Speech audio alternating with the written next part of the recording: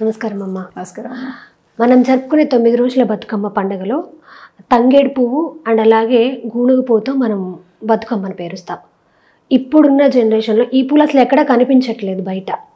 ఒకవేళ ఈ పూలు లేకపోతే ఏ పూలతో బతుకమ్మను పేర్చాలి?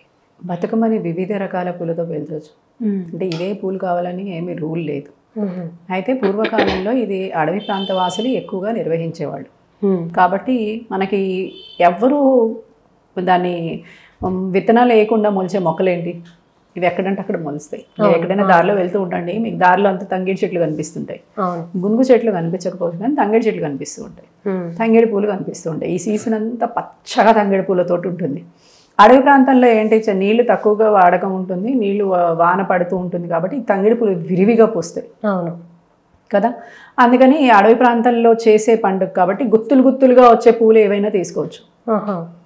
గుత్తులు గుత్తులుగా మనకి ఏమేమి వస్తాయి, బంతి పూలు గుత్తుగా ఉంటుంది, చామంతి గుత్తుగా కనిపిస్తూ ఉంటుంది, లేదంటే గన్నేరు పూలు ఒక చోట గుత్తు గుత్తుగా వస్తాయి కదా, లేదంటే మనకి ఇంకేంటి ముళ్ళ గోరింటాకు పూలు చక్కగా గుత్తు గుత్తుగా వస్తాయి కానీ చిన్న చిన్నగా ఉంటాయి, ఎక్కువసేపు ఉంటాయి, అప్పుడే పెట్టితే వడిలిపోయేటట్టుగా ఉండవు.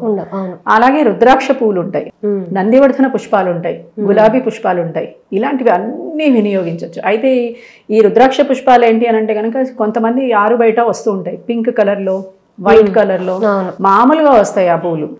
అలాంటి పుష్పాలని పెట్టుకోవడం. ఇది ఏంటి అంటే కనుక మీ పెరట్లో, మీ ఇంటి చుట్టూ, మీ పరిసరాల్లో దొరికే అనేక రకాల పుష్పాలతోటి మీరు బతుకమ్మని పేర్చుకోవచ్చు.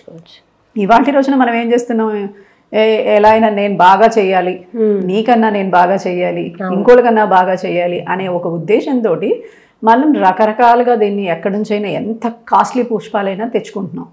సీతమ్మ జడకుచ్చు పుష్పము అంటాం మనం. చక్కగా వెల్వెట్గా ఉంటుంది ఆ పుష్పం. సీతమ్మ జడ పువ్వు అని పేరు ఆంధ్రాలో, అయితే ఇక్కడైతే సీతమ్మ జడకుచ్చు అంటారు. అయితే ఈ పుష్పాలని అవి కూడా గుత్తుగా ఉంటాయి, రెడ్గా వస్తాయి, లేకపోతే రాణి రంగులో వస్తాయి. 2 కలర్స్ వస్తాయి అవి. ఈ 2 కలర్స్ ఈ పుష్పాలు కూడా గుత్తుగా వస్తాయి కాబట్టి మీకు పేర్చినప్పుడు ఒకసారి ఒక వరుస చక్కగా పెద్దగా కనిపిస్తూ ఉంటుంది. ఎంత దూరం నుంచి చూసినా కూడా దాని యొక్క అందం కనబడుతుంది, పుష్పం యొక్క అందం. ఇక్కడ ఈ బతుకమ్మ యొక్క అర్థం ఏంటి అంటే మీరు దూరం నుంచి చూసినా ఆ రంగు మీ కళ్ళలో పడాలి. ఇది కూడా ఒక యజ్ఞమే. ఆ రంగు మీ కళ్ళల్లో పడితే ఆ రంగు మీ జీవితంలో చూపించే ప్రభావం ఉంటుంది. అందుకని ఎక్కువగా ఈ తంగేడు పువ్వుని లేకపోతే గునుగు పువ్వుల్ని వాడతారు. ఈ గునుగు పువ్వుల్ని పుష్పాలని కూడా తీసుకొచ్చి ఏం చేస్తారు, ఇలా మనం బతుకమ్మని ఎలా పెరుస్తాం ఆ గునుగు పువ్వు కూడా ఇలాగే పెరుగుతుంది, బతుకమ్మలాగానే పెరుగుతుంది అది. అయితే దాని యొక్క మొదల్ని తీసేసి రకరకాల రంగుల్లో ముంచి ఆ రంగుల్ని ఆరబెట్టుకుని మళ్ళీ ఈ పుష్పాలని లైన్గా కలర్స్ పేర్చుకుంటూ వస్తూ ఉంటారు. ఇలా మీకు ఏ రంగు పుష్పాలు దొరికినా, ఇప్పుడు ఆ పుష్పాలకి రంగులకి దొరికినప్పుడు ఒక్కొక్కసారి మనకి ఇంట్లో నందివర్ధనం పూలు ఉంటాయి. నందివర్ధనం పూలు పెద్దగా ఉండవు, ఇంతింతే ఉంటాయి కాడదండి. మనకి బతుకమ్మలో కావాల్సింది ఇంత పెద్ద పెద్ద కాడలు కావాలి. అందుకని ఏం చేస్తారు, ఇవి నక్షత్రాల్లా కనిపిస్తాయి కాబట్టి మొత్తం అంతా పేర్చిన తర్వాత అక్కడక్కడ నక్షత్రాల్లాగా కనిపించేలాగా దాన్ని లోపలికి దూరుస్తూ ఉంటారు. లేదా దానికి ఒక పుల్లని యాడ్ చేసి, ఆ చీపురు పుల్లల్ని యాడ్ చేసి దాన్ని లోపలికి తోస్తూ ఉంటారు. అలా తోస్తూ ఉండడం వల్ల దూరం నుంచి చూడగానే మీకు ఏమవుతుంది, ఈ రంగుల మధ్యలో తెల్లగా నక్షత్రాల్లాగా అవి కనిపిస్తూ ఉంటాయి. అలాగా మనకి దీన్ని అలంకారం చేసుకోవడం. అలంకారం అనేది ఆ అమ్మాయి యొక్క కళ. ఏ ఇంటి గృహస్థు ఆ అమ్మాయి, ఇందులో చిన్న చిన్న పిల్లల్ని కూడా మనం ఇన్వాల్వ్ చేస్తుంటాం. చిన్న బతుకమ్మ తయారు చేసి ఇంటి చిన్న పిల్లలకు కూడా బతుకమ్మనిచ్చి పంపిస్తారు. పెద్ద ఆవిడ ఒక బతుకమ్మ పట్టుకెళ్తుంది, తర్వాత వాళ్ళకి బతుకమ్మలు లేవు కాదు, అంటే అందరినీ మమైకం చేసి వాళ్ళతోటి కూడా ఆడిస్తూ ఉంటాం. మన సాంప్రదాయాన్ని వాళ్ళ దాకా తీసుకెళ్తున్నాం. ఇలాగే ఇదే నేర్పించడమే బతుకమ్మ యొక్క విశిష్టత. ఓకే, అలాగే మనం వెన్నెముద్ద బతుకమ్మ కూడా జరుపుకుంటాం. మనకి వెన్న అనగానే గుర్తొచ్చేది కృష్ణుడు. దీని ప్రాముఖ్యత గురించి వివరించండి. తప్పకుండా. వెన్న అనేసరికి వెన్న దొంగ, చోరుడు. అవును కదా, ఎక్కడ చూసినా వెన్నని ఎప్పుడు దొరికితే అప్పుడు దొంగిలించేసేవాడు. మనిషి యొక్క జ్ఞానం వెన్న దాకా చేరాలి, నెయ్యి దాకా చేరాలి. అంటే మనం పాల నుంచి మొదలు పెట్టుకుంటే పాలని కాచి మీగడ తీసి దాన్ని వెన్న చేసి తర్వాత నెయ్యి అవుతుంది. అంటే ఇన్ని స్టేజెస్లో మనిషి జ్ఞానాన్ని సంపాదించాలి. అలాగే మనకి అరిషడ్ వర్గాల్ని వదలాలి, ఆ జ్ఞానం నెయ్యి వరకు పోవడానికి. అరిషడ్ వర్గాల్ని వదలడం ఇవాళ రోజున సాధ్యమా? మనకి అసాధ్యం. ఎందుకంటే మనం ఏదో ఒక స్థానంలో అరిషడ్ వర్గాలకి సంబంధించిన ఒక్కదాన్నైనా మనం వినియోగిస్తాం. వినియోగించకుండా మన జీవితం ముందుకి నడవట్లేదు. సన్యాసులకు కూడా నడవడం కష్టంగా ఉన్న స్థితిలో ఉన్నాం మనం ఇవాళ రోజున. ఎందుకంటే సంసారి సన్యాసి అనే వాళ్ళు లేకుండా ఎవరు చూసినా వాళ్ళు నిలబెట్టిన సంస్థని ముందుకు తీసుకువెళ్ళడానికి నానా యాతన పడుతున్న కాలం ఇది.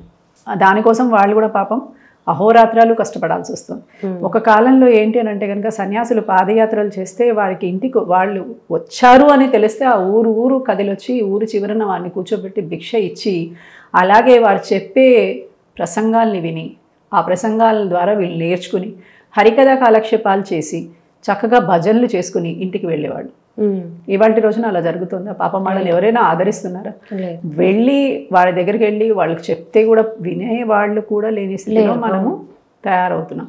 అందుకని పాపం వారు కూడా వారు నెలకొల్పిన మఠాన్ని కావచ్చు, పీఠాన్ని కావచ్చు, ఏదైనా కావచ్చు, దాన్ని నిలబెట్టడానికి వారు కూడా కష్టపడాల్సిన పరిస్థితి వస్తుంది. అయితే ఈ స్థితిలో మనకి ఏంటి అని అంటే కనుక ఈ వెన్నముద్దల బతుకమ్మ ఏం నేర్పిస్తుందంటే మనం నెయ్యి అవ్వలేకపోతున్నాం. అయితే వెన్నని ముద్దలుగా తయారు చేసి అమ్మవారికి నైవేద్యంగా పెడతారు ఇక్కడ. ఓకే, అసలు విషయం ఏంటంటే ఇది నేను జనరల్గా ఒక మనకి రోజు జరుగుతున్న విషయాన్ని చెప్తున్నాను. ఎందుకంటే బతుకమ్మ పాట అనేది కూడా మనకి రోజు జరుగుతున్న విషయాల్ని మాత్రమే మాట్లాడేది. మనం ఇవాళ రోజున అనుభవిస్తున్న స్థితి గురించి మాట్లాడేది బతుకమ్మ అనేది. అందుకని దీంట్లో మనం చేసేది ఏంటంటే నువ్వులతో తయారు చేసిన ప్రసాదాన్ని పెట్టడము, లేకపోతే నువ్వుల్నే నైవేద్యంగా పెట్టడము, వెన్నని ముద్దలుగా చేసి నైవేద్యం పెట్టడము, ఇలాంటివి కాకుండా ఇంకా ఏవైనా నైవేద్యం వీరు చేయగలిగితే అన్ని నైవేద్యాన్ని పెట్టచ్చు. ఓకే, అయితే కృష్ణ పరమాత్మని పొందడానికి మీరు అన్నారు కదా కృష్ణుడే అని. ఈ కృష్ణుడి వేరు, ఈ బతుకమ్మ వచ్చేసరికి మనకి పద్ధతి వేరు.